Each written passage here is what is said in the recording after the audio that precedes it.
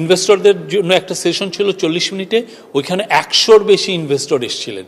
বাংলাদেশে কীভাবে ইনভেস্টমেন্ট করা যায় স্টেটের উপরে একটা ডিটেল একটা বক্তৃতা হচ্ছে, ওইখানে প্রফেসর ইউনূস বক্তৃতা দিয়েছেন, আমাদের বিরা চেয়ারম্যানও বক্তৃতা দিয়েছেন, এবং আমরা উই গট পজিটিভ রেসপন্স।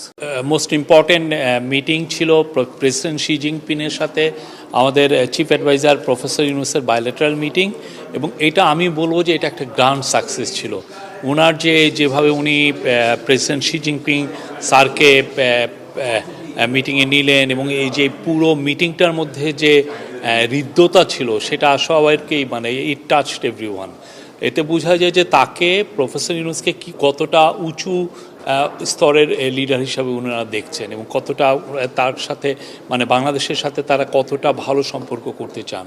তো প্রফেসর ইউনূস তার বক্তব্যে চায়নার সাথে বাংলাদেশের যে হিস্টোরিক্যাল যে কানেকশন সেগুলো বলেছেন। এই বছর যে আমাদের সাথে চায়নার যে ডিপ্লোম্যাটিক রিলেশনশিপের 50 বছর পূর্তি উপলক্ষে সেটা বলেছেন, এবং চায়নার সাথে আমাদের যে সমস্ত ইস্যুগুলো আছে, যেগুলো বিষয়ে আমরা চায়নার সত্যিকার অর্থে সাপোর্ট চাচ্ছি, সেই বিষয়গুলো উনি বলেছেন।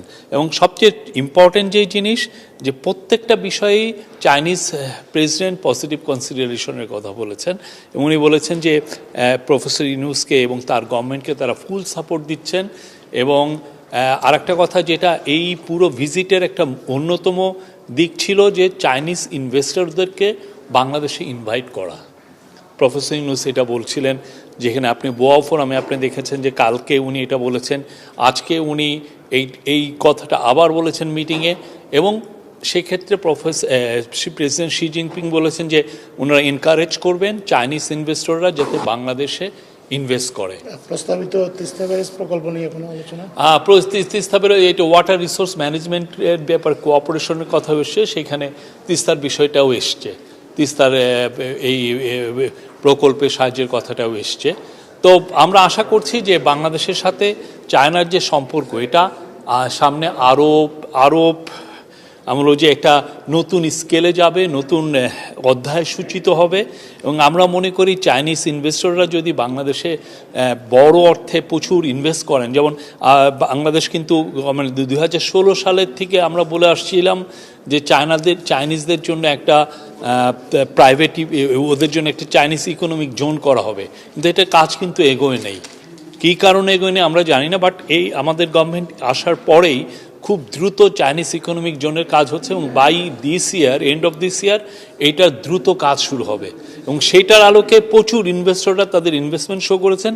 কিন্তু অবভিয়াসলি চায়নার ইনভেস্টররা তাদের গভর্নমেন্টের দিকে তাকিয়ে থাকেন যে তাদের গভর্নমেন্ট কি বলেন।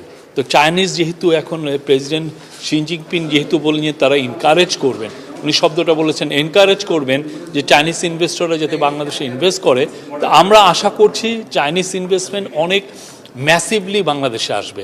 আর এটার সাথে কিন্তু জড়িত আমাদের জব গ্রোথ, আমাদের বাংলাদেশে জব তৈরি করাটা একটা বিগ ইস্যু হয়ে দাঁড়িয়েছে, এবং প্রফেসর ইউনূস চাচ্ছেন যে খুব দ্রুত প্রচুর জব তৈরি করতে। চাইনিজ ইনভেস্টররা যদি বাংলাদেশে আসে, চাইনিজ স্পেশাল ইকোনমিক জোনে যদি তারা ইনভেস্ট করে, এবং অন্যান্য ওরা মংলার ওইখানেও একটা ইপিজেডের এক্সপোর্ট প্রসেসিং জোনের ওইখানে ইনভেস্টমেন্ট করতে চাচ্ছেন।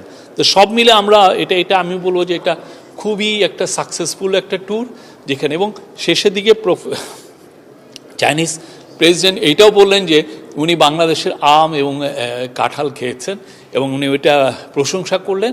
এবং এর ফলে আমরা যেটা দেখছি যে আগামী এই আমের যে সিজন জুন জুলাই অগাস্ট, এইখান থেকে মে জুন জুলাই অগাস্ট, সেই সময় থেকে আমরা আশা করছি যে ইনভেস্টমেন্ট চায়নার এক্সপোর্টটা শুরু হয়ে যাবে, চায়নায় আমাদের আমের এক্সপোর্টটা। Overall it's a fantastic. এরপরে একটা ইনভেস্টরদের জন্য একটা সেশন ছিল 40 মিনিটে, ওইখানে 100-র বেশি ইনভেস্টর এসেছিলেন।